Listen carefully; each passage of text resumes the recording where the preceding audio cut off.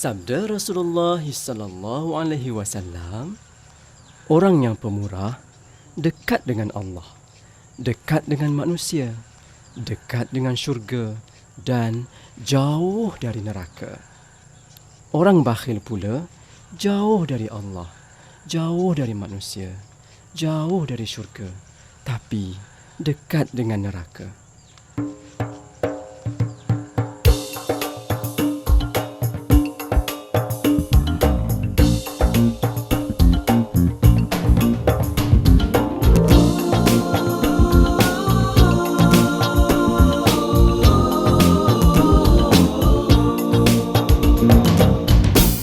Amalan berzakat punya rahsia tersirat, pahala meningkat, bekalan ke akhirat.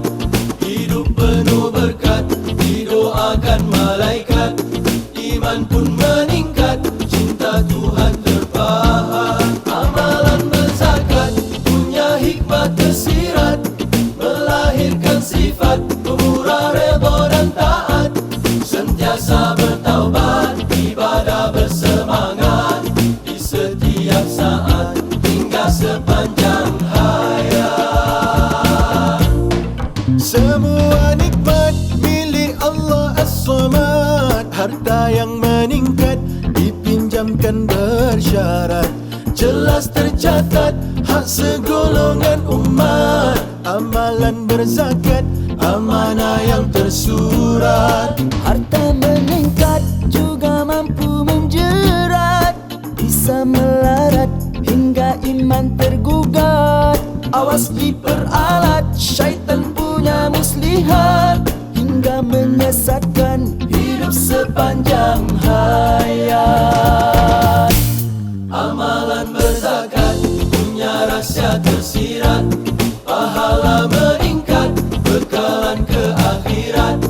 Hidup penuh berkat, didoakan malaikat, iman pun meningkat, cinta Tuhan terpahat. Amalan berzakat punya hikmah tersirat, melahirkan sifat pemurah, redha dan taat, sentiasa bertaubat, ibadah bersemangat di setiap saat hingga sepanjang hayat.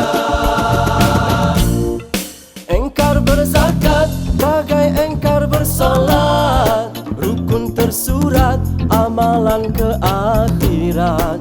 Adil dan tepat kadar hitungan zakat, Allah mensyariat untuk keberkatan umat. Amalan berzakat punya rahsia tersirat, pahala meningkat, bekalan ke akhirat. Hidup penuh berkat, didoakan malaikat, iman pun meningkat, cinta Tuhan terpahat. Amalan berzakat punya hikmah tersirat, melahirkan sifat pemurah, redha dan taat, sentiasa bertaubat, ibadah bersemangat di setiap saat hingga sepanjang hayat. Zakat rukun yang ketiga,